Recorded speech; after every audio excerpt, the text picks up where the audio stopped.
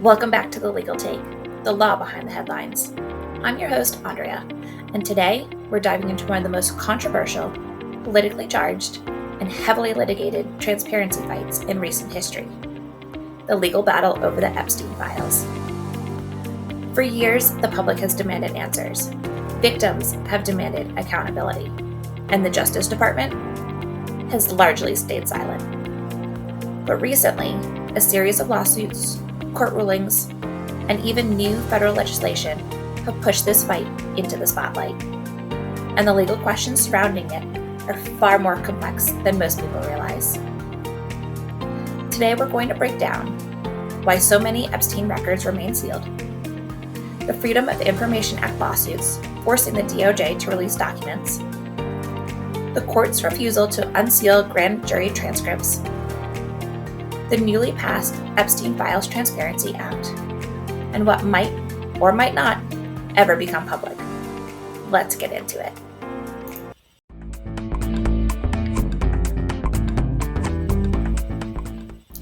Before we get into the law, let's lay the groundwork for how this all started. Jeffrey Epstein was a hugely successful financier who was known to keep his personal life private. His professional success led to several expansive homes in 3 different states and relationships with many celebrities, artists, and politicians. In 2005, Epstein was accused of sexual molestation by the parents of a 14-year-old girl. A police search of his Florida home uncovered photos of a number of young girls. Yet prosecutors entered into a deal through which Epstein was able to avoid federal charges, which could have resulted in life in prison. Instead, he received an 18-month prison sentence where he was allowed work release, which allowed him to go to his office for 12 hours a day, 6 days a week. He was then released on probation after just 13 months. Epstein was arrested for sex trafficking in July of 2019 and denied bail. In what ended up being Epstein's final court appearance on July 31st, 2019, trial was scheduled for summer of 2020, meaning that Epstein would spend a whole year in prison. Epstein died while in custody on July 10, 2019. While a criminal case against Epstein formally ended with his death, the investigations around him, his co-conspirators, his financial network, and his connection to powerful and influential people have continued. And so have the questions. Why didn't prosecutors pursue certain leads? Why were key documents sealed? Who else might have been involved? And what did government agencies know and when? Those questions are exactly why media organizations, advocacy groups, and victims' attorneys have filed multiple transparency lawsuits in federal court. It is alleged the plea deal over the 2005 allegations was struck not only so Epstein could avoid federal prosecution, but also to hide the extent of Epstein's crimes and to halt an FBI investigation into whether there were more victims and other powerful people who may have taken part in Epstein's crimes. And that brings us to the first big legal angle of today's episode.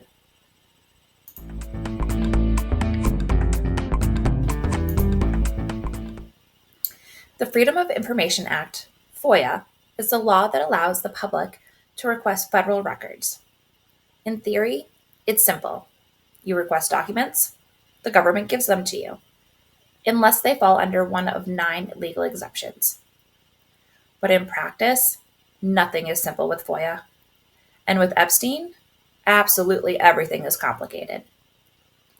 Several organizations have filed FOIA lawsuits demanding records from the DOJ, the FBI, and other agencies, including internal emails, investigative memos, flight logs, logs of Epstein's visitors, communications between prosecutors, and even possible correspondence between Epstein and public officials.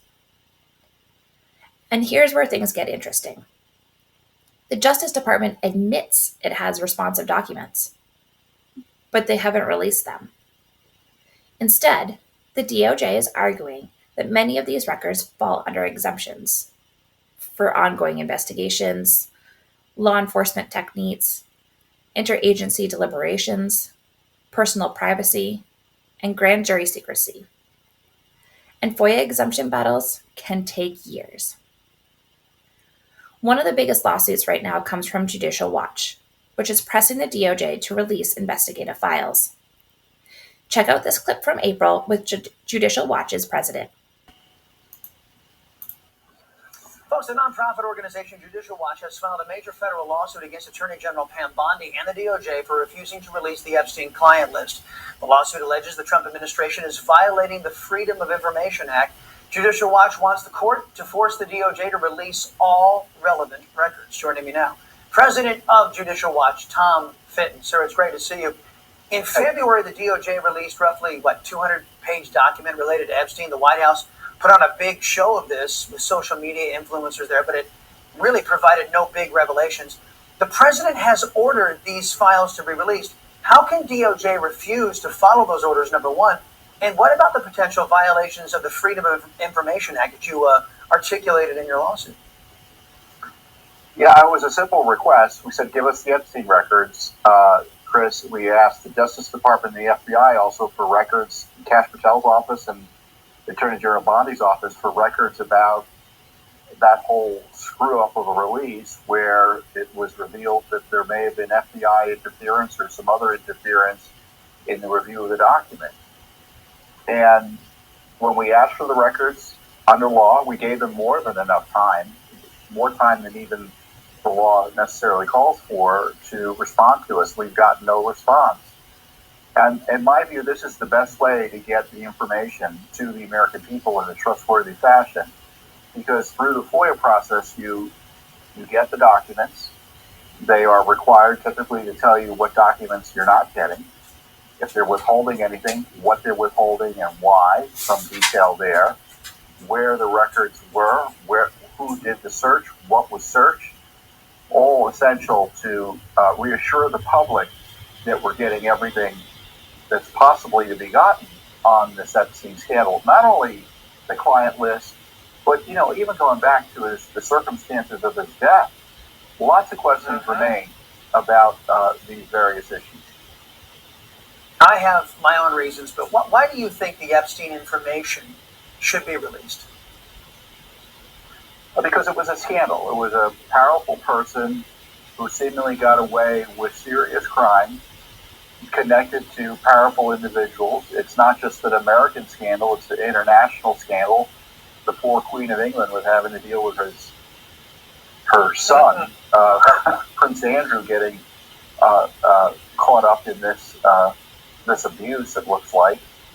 And so people want to know who else was involved. They want to know the full scope of it and how he got away with abusing more women for years, despite the feds having indebted rights. Yeah, women and children.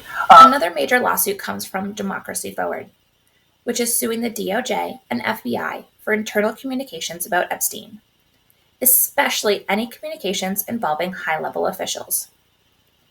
The courts have now required the DOJ to produce a plan for reviewing and releasing documents, but they could be heavily redacted. There is likely more to come on the FOIA lawsuit front, and this brings us to the second major legal front.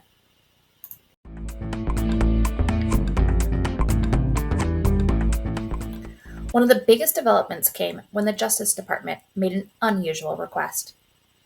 It asked a federal court to unseal the grand jury transcripts from the earlier investigations into Epstein. Instead of opening the door to transparency, it raised eyebrows.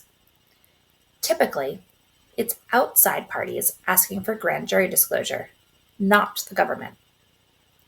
Whatever the motivations, the court issued a clear ruling. No. Period.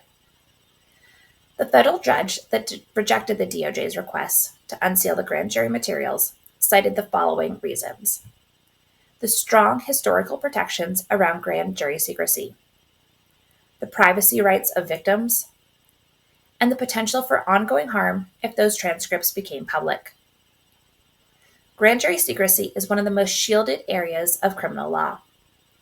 The intent is to protect witnesses, evidence, investigative leads, and individuals who were never charged. Courts rarely break that seal. even in high-profile cases. And Epstein's case is no exception. This means that some of the most anticipated documents, the information everyone is jumping to get their hands on, testimony given under oath behind closed doors, may never become public, unless there is a new legal action enacted. Which brings us to Congress.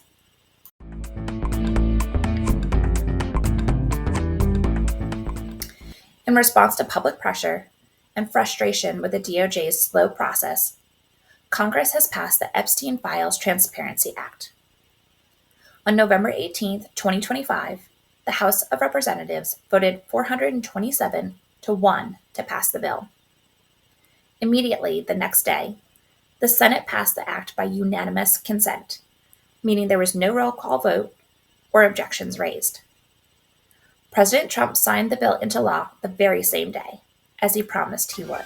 The White House right now, where President Trump's expected to sign a bill ordering the Justice Department to release all of its case files on Jeffrey Epstein. The big question now, when's it going to happen? Fox 5's Lisa Evers is live in the newsroom with the very latest. Lisa. Well, Natasha, there really is a question. We are still waiting for President Trump to sign the bill so the Justice Department can release the files. President Trump has agreed to make the documents public after mounting pressure from all sorts of different areas. The legislation was sent to his desk after receiving overwhelming bipartisan support from both the House and the Senate.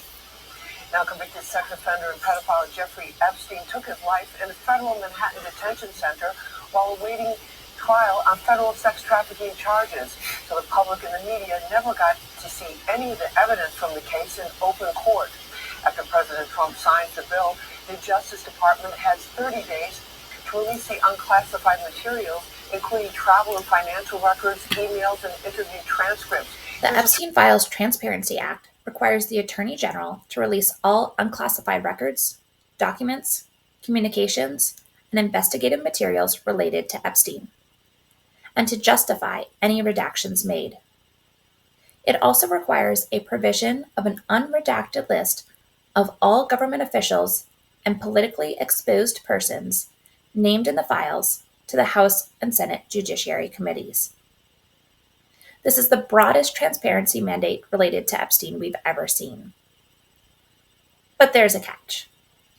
Government agencies can still classify or redact documents for reasons including national security, ongoing investigations, witness safety, and privacy concerns.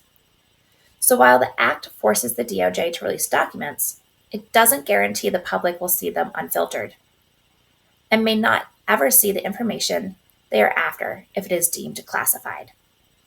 But it does at least set the stage for a wave of new disclosures over the next year.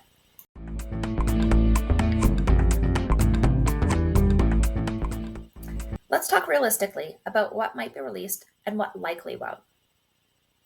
Some documents that are likely to be released include some FBI reports, some DOJ internal communications, emails between investigators, non-classified memos, and visitor logs and travel data that is already in other records. Documents that are likely to be heavily redacted or withheld entirely include grand jury transcripts, name and identifying information of victims, names of individuals that were not charged with a crime, intelligence-related communications, materials tied to ongoing investigations, if any continue, and classified records involving foreign entities or government officials. In short, we're going to see something, but not everything. And in that gray zone is where litigation tends to explode. If the DOJ over-redacts records, we can expect new lawsuits to emerge. If names appear, no doubt we can expect new political fallout. And this leads us to what's to come.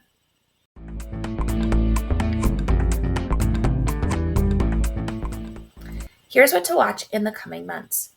Number 1, the DOJ's release schedule. The Transparency Act requires the DOJ make all documents public in a searchable and downloadable format within 30 days of Trump signing it into law, which means no later than December 19th. We're likely to see the bulk of the documents released right around that December 19th deadline.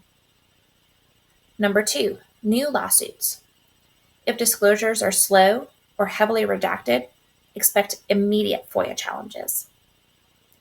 Number 3, congressional hearings. Congress may demand answers about why certain records remain classified. Number 4, possible revelations about Epstein's network. Even redacted documents can reveal timelines, contacts, investigative gaps, and internal disagreements within agencies. And number 5, potential civil litigation.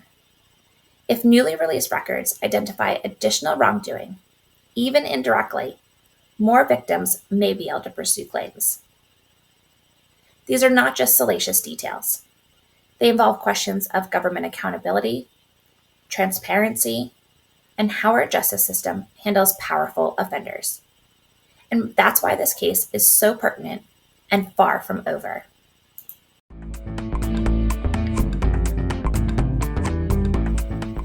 Thanks for watching this episode of The Legal Take. If you found this breakdown helpful, make sure to subscribe, hit the like button, and drop your questions or thoughts in the comments, especially if there's another angle of the Epstein Files you'd like me to cover. New episodes are coming every week, breaking down the law behind the headlines with clarity, context, and real-world insight. And with that, I'm Andrea, and this has been The Legal Take. Until next time, stay informed, stay curious, and stay legally minded.